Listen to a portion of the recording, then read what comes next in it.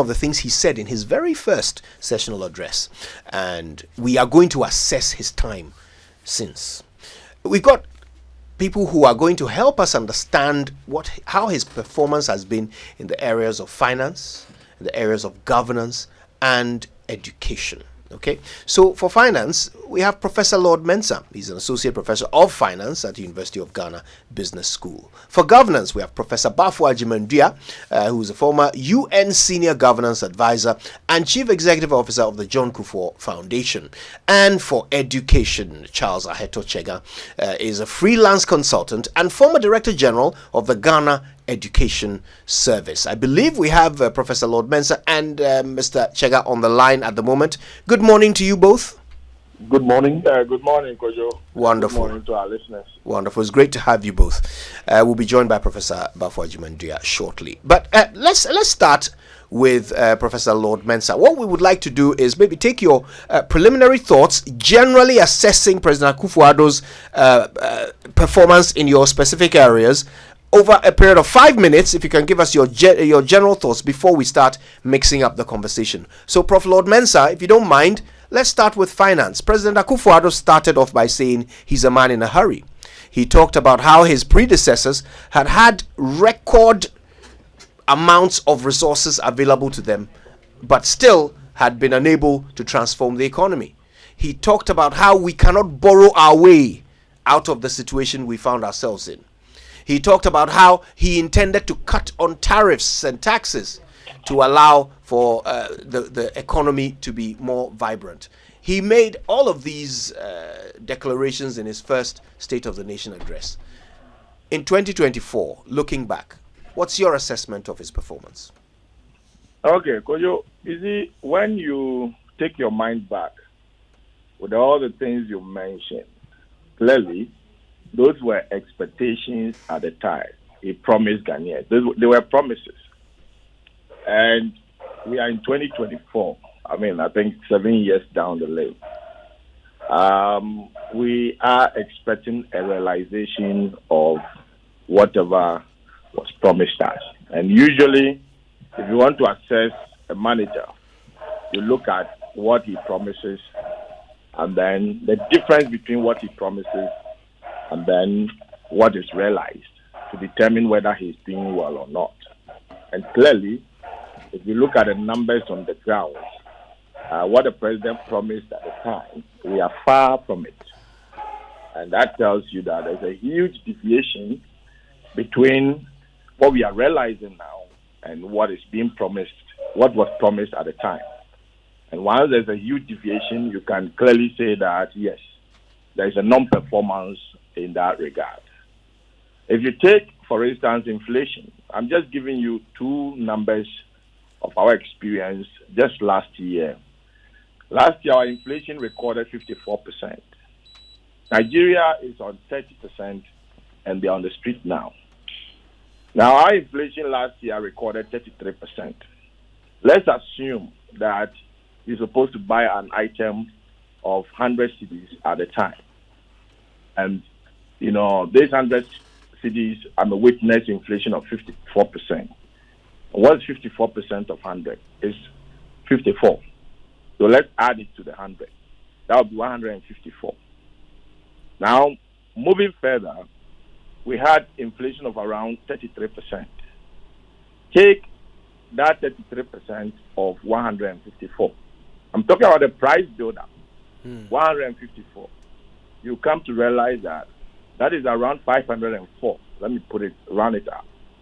Sorry, 501. Let me round it up. Add that 501 to the 154. You will see that the price is around 200 and something. That's about 100% increase in price.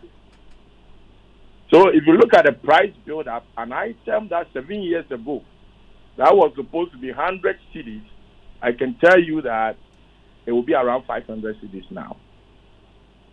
So clearly, the economic stability, and these are things that we feel it in our homes.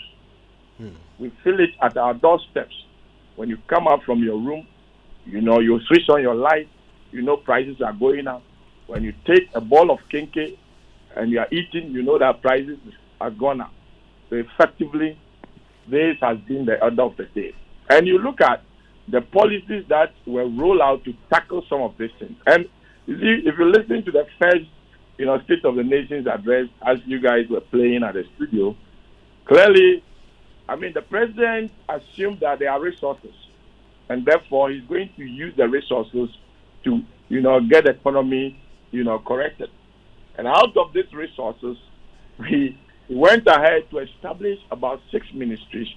And as we speak now, those ministries, if we go to the ground and you look at the resources that were siphoned, from the state to, to furnish those resources to perform or to deliver the flagship programs, and you look at what is happening on the ground, you come to realize that, they were better off without those, ministries. So we're increasing expenditure. And of course, at the time that the president took over, the economy was in a certain trajectory. And it's unfortunate we couldn't keep that trajectory. The reason being that when we're with the IMF, the first 2 years of the president's administration, our budget deficit was fast penetrating, the 6%, almost at 5% as, required by the IMF program. And immediately we exited, the IMF program, somewhere 2019. You can pick the budget statement and look at it. We increased our budget deficit to about 11%, a huge jump of about 5%. And it called for financing. And at the time, where are we going to pick the money from? The time that our budget deficit was penetrating the 6%, our interest rate was also coming down, which was a good signal, a way of transferring the economy from the government to private sector and individuals. And we know very well that the private sector employs more than the government. So when we exited the IMF and we increased our budget deficit, which called for financing from both domestic and then, international market, we started, pushing the interest rate upwards again. You can look at the dynamics. And as a result of that, we keep on pushing the interest rate up, Then we got to a point where, we had to be priced out from the international market. Because if you look at the Eurobond that we were borrowing, that we were celebrating, clearly, anytime we visit the Eurobond market, the coupons that we're supposed to pay goes up. And that was a signal to tell the government that the creditor is becoming aware every now and then that your ability to pay back is a problem. That is why they keep on demanding higher coupons before they release, the funds that you are looking for. So we didn't learn from that. Then we were priced out from the international market.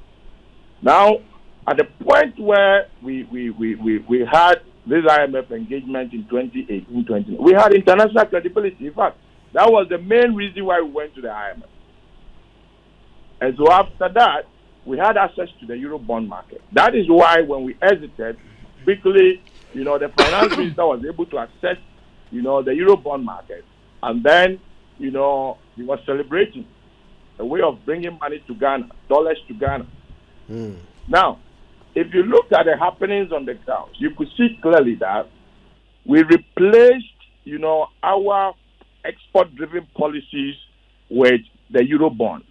Of course, the two, means will bring dollars to Ghana.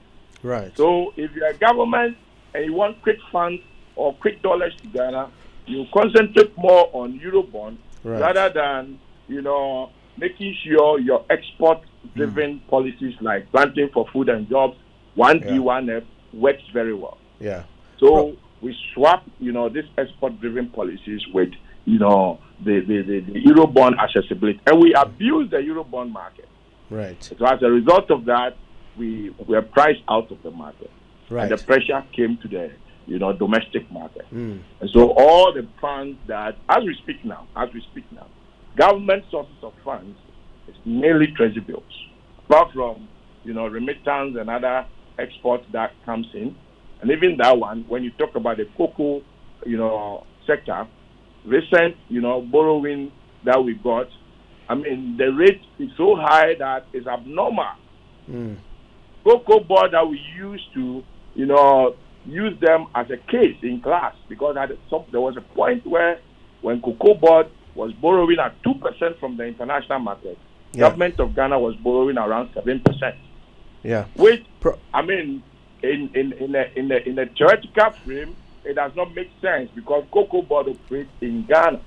Right. So if the umbrella country is borrowing at 7%, why would an institution within the country borrow at 2%? 2%.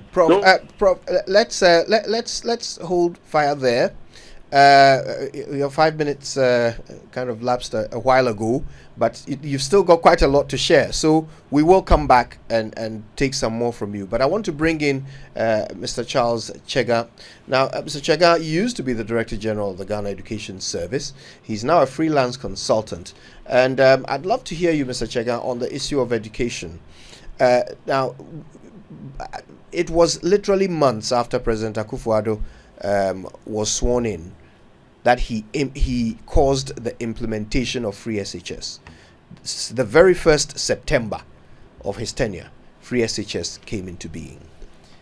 And since then has been defended, protected, and funded to become the flagship legacy project of President Akufo-Addo. Surely, this is the big thing for which he will be remembered, is it not? Well, good morning, and thank you for the opportunity to make a contribution to this program. You have touched on a very sore point in education development over the past 8 years. And if we were to go around the country to take a very dispassionate sampling of people's voices on free SHS,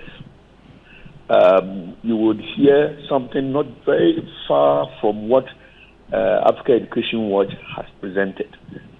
That is, if you are looking at the financial input of parents into education.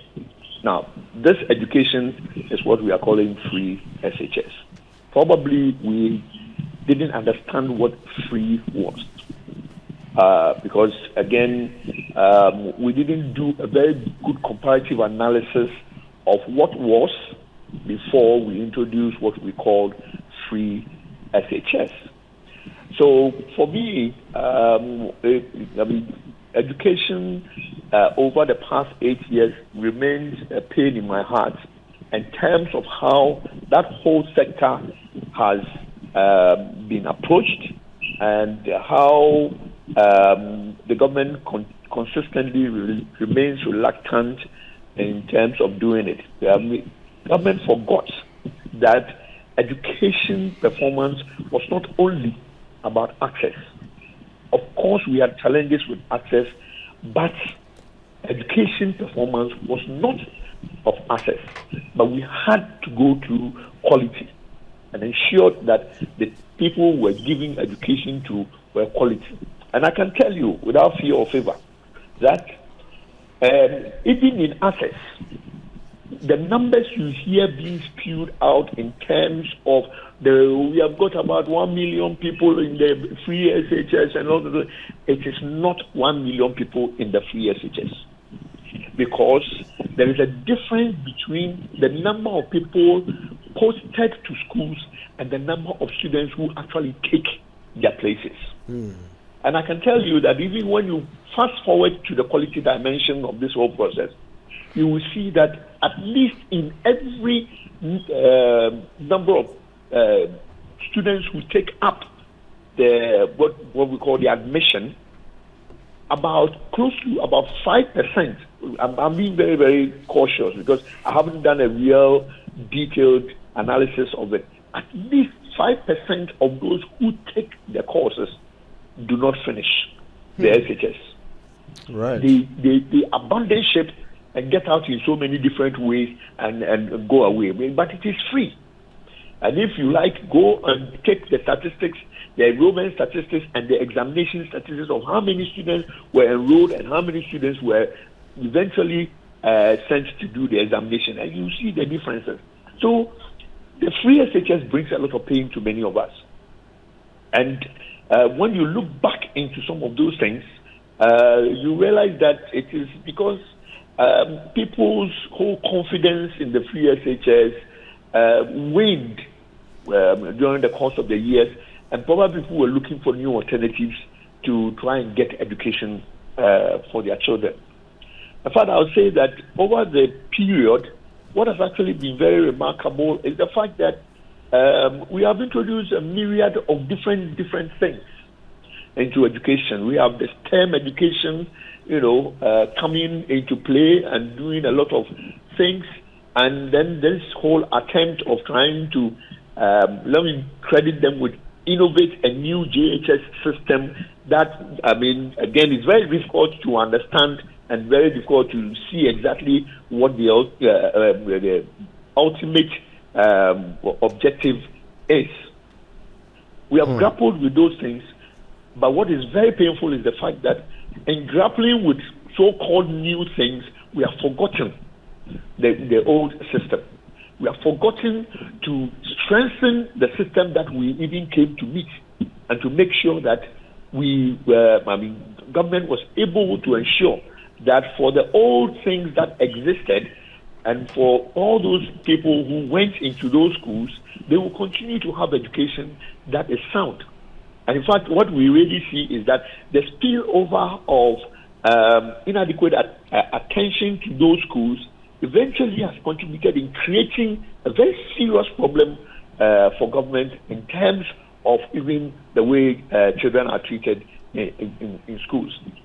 So we have a very pathetic situation here, and I believe that we need now to be able to reflect. I haven't gone through all some of the issues that have been said, but I know we are in a discussion, so I'll leave some for when you ask me specifically to come to those issues. But generally, my summation will be that education has not been fairly done with.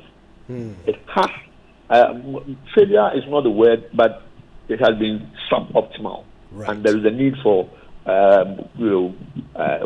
government as they begin at this point. I know that government will not say anything new, in terms of education. It will continue to say all those things and all the different things that it has brought in, like STEM education and all the schools that have been set up, even in Abomosu and all of those things. You'll say all of those things today, but those are not the things that people are valuing when it comes to education. And I would even not go to and I hope it will come out, I would even not go to the WASI dimension where we have significantly grievous challenges in terms of ensuring that the children for whom we are even trying to say that we are giving free education, provide the resources for that institution that we have created to support us in managing the quality dimensions of our education to be able to perform their functions creditably. Right. So there's a lot to expect. Of course, as for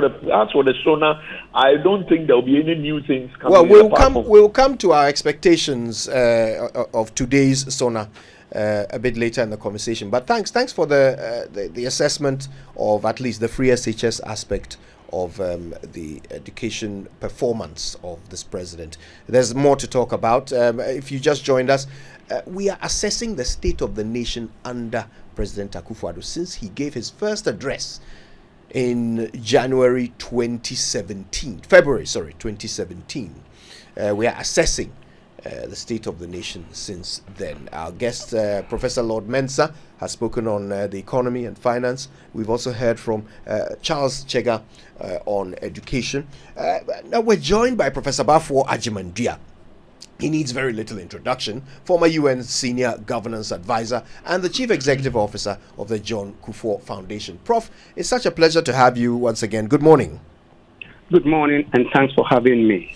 So perhaps we can start with your general views. In 2017, when President Akufo-Addo came on the scene, it was on the back of a very heavy campaign to point out the the issues of poor governance and corruption that they said were characteristic of their predecessors. President Akufo-Addo promised a new era.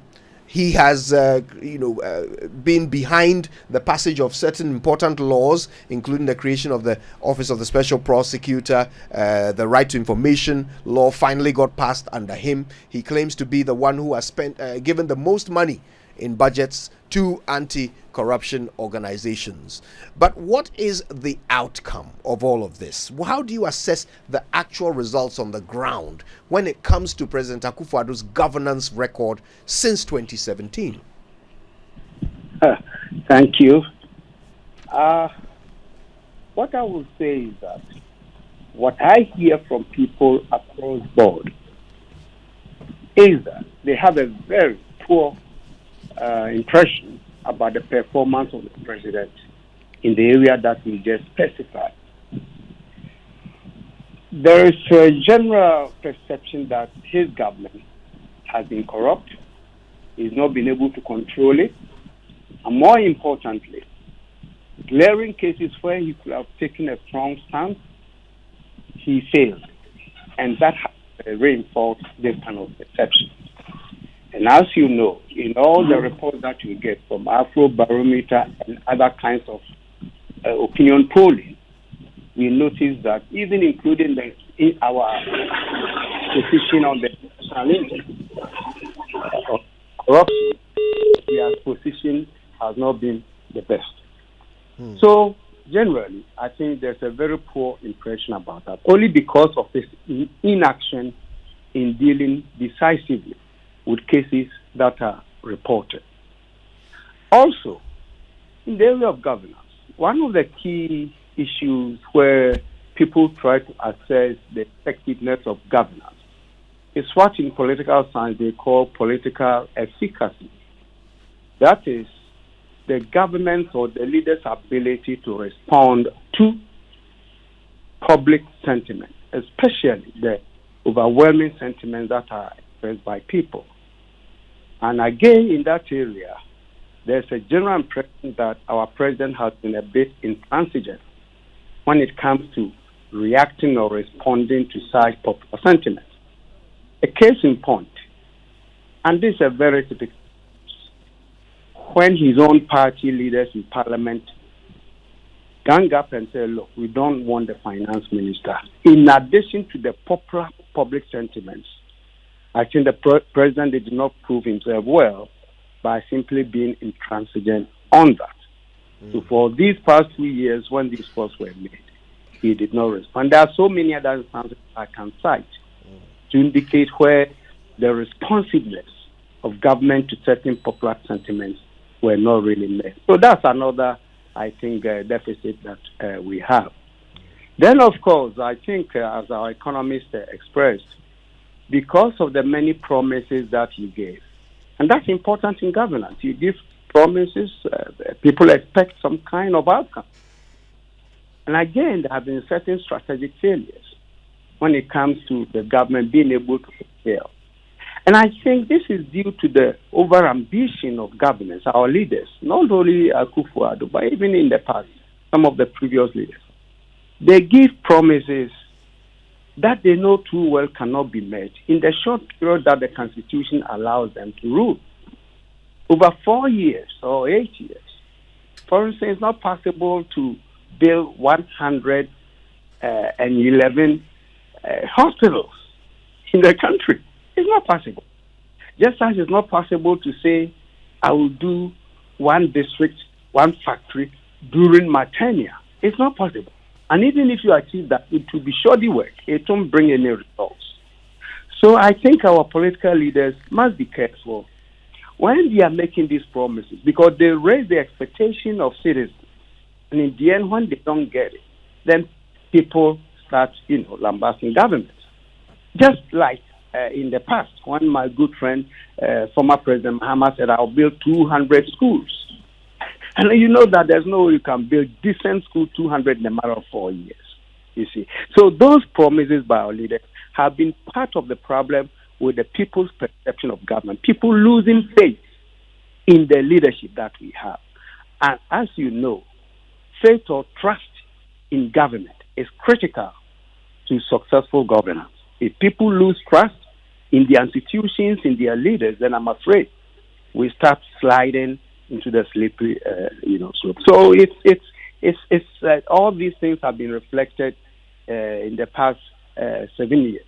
That is not to say that the president has not achieved anything. I will leave that for others to know, because there are certain significant achievements that, if you look closely, you can admire him. But I think the overall impression has been in the areas that we specified, the area of perception of corruption, his inability to be responsive, and of course, certain constitutional matters that legally became too legalistic instead of yielding to popular sentiments and making statements that will appease the public. So in a way, it seems to me that the president's communication, either by language or by behavior, has not really helped in building the kind of rapport that he could have had with citizens, and that's a real deficit in his governance. My final point here, if I should, yes, and it goes to what my good friend Lord, the professor, talked in the economic arena. I seriously believe, and I hope this is not offensive, that our leaders, and not just Akufo-Addo, it's only Kwame Nkrumah we can say with confidence that he had a certain intellectual understanding of the difficulties of development. You see, when these our recent leaders make promises, they cannot meet it because the economy is fundamentally at fault. It's tied to the international economy. The dependency that we have will not enable any president who lacks the intellectual appreciation of the political economy of this country to really approach the transformation from an angle that will change the fundamentals of the economy. Look, these indicators that economists like to throw and governments like inflation drops by a percentage point. Oh, we are doing well. Huh? If we go out to look for loans and we get it, it means they have confidence in us. No. The fact is, if we don't begin to look inward in terms of how we restructure the domestic economy, if the private sector that can drive the economy, what kind of environment we create for the private sector? Why can't we then say, look, like a champion did in the 70s, things that we can grow and eat here, why can't we have active programs to initiate self-reliance in that area? Planting for food and jobs in a way reflected that. But as you know, it became more of a bureaucratic, technocratic thing. Our farmers, our people, and anybody in Accra can simply put cocoyam, plantain, garden eggs, pepper at their backyard. And that will reduce the importation of things that we can do ourselves.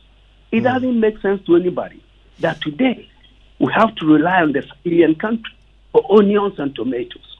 You see? So if governments understand this need for self-reliance and intellectually how we need to delimit our dependence on the global economy, especially our relationship with the World Bank and the IMF and the donors, and we continue to get donors to subsidize our budget, then we are always going to be in deficit.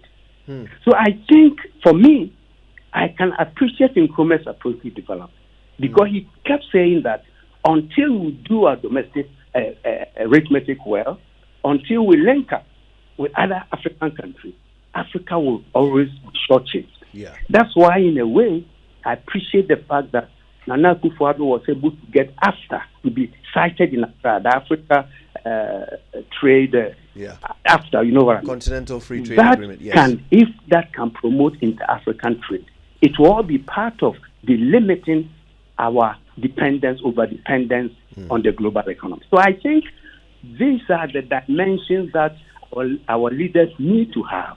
Because promising, I will do this, I will do that, when you know that fundamentally we don't have what it takes. Our resources that we have it in abundance. I remember our President Akufo-Addo towards his campaign said, we have Sika, yet is Picasso. This is true. But what have we done to make sure the ownership of this is the hands of? You see, these are, I think, the issues. And if today we are signing in contracts for minerals, we should learn from the past how these contracts have impoverished us, so we don't do the same contract. And we, as a sovereign nation, we can take certain steps. Look, these Sahelian 3 countries in ECOWAS who have decided to break away, as poor as they are, they have the pride and dignity to say, look, we don't need France anymore. But anyway, let me stop. Well, you've given us a lot to think about there. Thank you. So, if you just joined us, we're assessing President Akufo-Addo over 7 years since his first State of the Nation address. Our guest, Professor Lord Mensah, Professor Bafo-Agyemang-Duah, and Mr. Charles Aheto Chega. When we come back, we're going to mix up the conversation a bit more.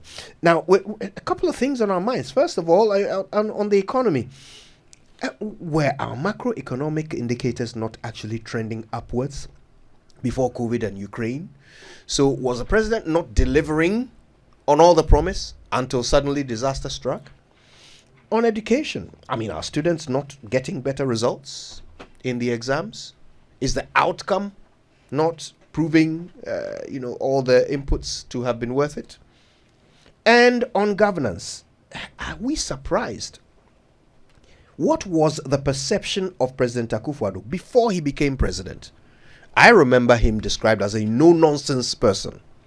How did President Akufo-Addo go from no-nonsense to clearing agent? We will assess his record there. We're having a very different take on the usual State of the Nation address conversations. We're taking it all the way back to the beginning. President Akufo-Addo gave his first State of the Nation address in 2017. He was a man in a hurry, remember? Well, how far has that hurrying taken him? Today, as he delivers what will be his penultimate State of the Nation address, we are assessing the nation under Akufo-Addo for the past 7 years. We've been speaking to Professor Lord Mensah, Professor Bafo-Agyemang-Duah, and Mr. Charles Aheto Chega. We're continuing. We're going back into the conversation, and we're going to dive back in to governance first with Professor Bafo-Agyemang-Duah. Now, Prof, before the break, it occurred to me that, as you said, the perception of President Akufo-Addo's grasp on governance, particularly his combating of corruption, is poor. But this was not the way he was seen before he won the election. In fact, he was seen as a person who was no nonsense, for want of a better expression. Somebody who would not tolerate misbehavior, who would not permit wrongdoing under his tenure. How did he come from that perception to the perception of a clearing agent? Or were we just wrong about him from the beginning? Very interesting question and very, very puzzling issue. Certainly, he was very vociferous, denouncing corruption, using the incumbent of all kinds of crimes relating to corruption. So the expectation was that once he came into power, he'd be taking some radical measures to stem the problem. But it's clear that once he got into power, that vigor, that exuberance that he displayed, being anti-corruption, clearly failed to ignite. And that is why I think he has this serious perception. And reinforcing that perception is the fact that whenever serious issues of corruption cropped up, he wasn't strong in taking a stance, in denouncing it, or suspending people, and taking certain actions that would dramatize his own concerns for corruption. He failed to do that. So in retrospect, either he did that because he was seeking power, as politicians do. Currently, as I speak, the opposition is doing the same. You see, the promises of jailing people when we come to power for corruption, and serving almost 8 years in power, they have not been able to make good on that. So I think that is where the problem is. So, I mean, would this be an indication that he was never a no-nonsense person? We just got the wrong impression of him. He created that impression, and certainly in retrospect, it was a wrong impression. That kind of expectation that he will be able to deal decisively with cases or issues of corruption. Wow, something to think about. Let's bring in Mr. Chega, and your assessment of the free SHS policy, was not very positive, and it reflects the views of many others. But education spans other aspects as well. If you look through the record of this government in other areas of education, the lack of infrastructure, the failure. We can't feed our kids in schools. We can't keep the lights on in some of the schools. It seems as if the quality of education has remained a subject of debate all the way through the 7 years of President Akufo-Addo's tenure. But the results are touted as better than ever. So does that simply mean that regardless of the difficulties, we're still getting good outcomes? That's a very interesting point. That's a very, very interesting point, because as for the examinations, we are not too sure what has informed the results are better, especially if you look at all the other dimensions that you have to look at when examinations are taken. Because a good examination is not only the pen and paper activity that takes place in terms of answering questions and reading the questions. It's also about the conduct and the administration of that exam. And we know, unless we want to run away from the fact that this period, and probably not very different from the other period, has been characterized by significant issues about examination malpractices. In fact, I know even during my time that we had struggled and made efforts to ensure that we annihilate the whole issue of examination malpractice. Yeah. But we hardly succeeded, only to find out this year that the situation is probably worse than what we experienced. In fact, some of the allegations that we heard and the things that were unspoken was the fact that students were openly colluding in the exam room, even to the blind side of the supervisors. In some schools, questions were answered on boards.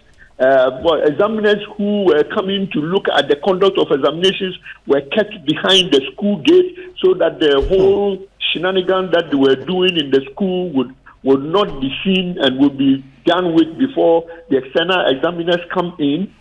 And even the whole claim about the use of AI is evident that, why do people talk about use of AI? It simply means that people took their telephone devices into the examination room and so had access to the AI, and which was not particularly a situation that we really we had banned at the time. So you see that when you do all of these things, then you really need to sit back and look at the conduct of the examination. But you see, in the exams, we are dealing with young people. We are dealing with people who are growing. We know that in some cases, this situation may not be everybody doing the same thing. So it becomes very difficult to begin to look at being very, very insistent. And the majority of the cases that were even followed up after the exams had to be dropped because you're dealing with children. And so you sort of grant them the opportunity to go. So when it comes to the quality aspect, we know that when we see the kind of results that eventually come out, in fact, I'm happy to say that I even heard an allegation which said that there was a certain school where when the results came out, the teachers looked at a student's grade in mathematics and said, "What? This girl or boy is not good in maths, but he or she gets A1." So that alone begins to put fear into you, and we know the situation. Apart from the whole perception of teachers encountering the children and knowing their standards going forward, there is also the lack of material in the school to be able to create a proper learning condition for the students. So we are still not too sure about the performance issue. Over time, those things will be investigated, and maybe we'll come to the true cause of what we call a good turnout of the exams and a whole lot of things. But the two appear to be not comparable when you begin to look at the external issues that we hear in terms of the conduct of the examination. Yeah. We've lost Professor Lord Mensah. We're trying to reconnect to him, but we'll take the opportunity now to look at what we expect to hear in this penultimate State of the Nation address of President Akufo-Addo. Prof. Bafo Agyeman-Duah, I'll start with you. I mean, 10 months to go. Is there any sort of magical rabbit that can be pulled out of the hat at this point by President Akufo-Addo to correct his governance and corruption record? My good friend, practically it's impossible to make any corrections at this time. In a few months, the campaign will be in full swing. And I'm even not sure how government is going to be effective during the period. We all know that towards elections, governments get disorganized. I've seen that on my own many times. So I don't expect any magical display to reverse it. But I think what the president should do, at least in these last few months, in the speech that he's going to make today, is to naturally he will try to list achievements, and that's fine. But I think he should also be courageous to admit to those glaring failures in his government. That's very important. You see, at times, political leaders don't feel like they ever do wrong. And it's so typical of the leaders here in this part of the world, in Africa. There's nothing wrong. You've made some promises. For some reasons, you couldn't meet them. You wanted to do certain things for all kinds of reasons, you couldn't do them. And if you take, like we were talking about earlier, his pronouncement in 2016 towards the elections, clearly everybody expected a very dynamic, a very radical leader who will come and transform a lot of things. It never happened. So, in this last national address, I wish the president, after citing the glaring achievements, and there are some, please don't let us gloss over that fact. There are certain interesting infrastructure development that he has brought about, and I'm aware of some of them. But overall, there have been massive failures. And I think there's nothing wrong for him admitting it. And if, in fact, he's even more courageous, as I thought he was, he could even apologize to the people. I tried to do this. It never happened. You see, that will elevate him to a certain level. But if he comes again using good English to tell us he's the best so far, then I'm afraid people will be quite rebellious to his views and to whatever that he stands for. So my hope is that whilst he's made some achievements, I think it's also important to admit, if he does that, it will change the narrative a little bit. Because as it stands, the public opinion is overwhelmingly against him. Right. So these last 10 months will not be enough for him to reverse that perception. Unless, of course, by action and by behavior, people begin to see some radical changes in his posture of leadership. Right. Well, Mr. Chega, the budget has already been delivered for 2024. Money has already been allocated to wherever it will be allocated. So, really, as the president comes to deliver the State of the Nation address, do you expect any radical announcements of some corrections in the area of education?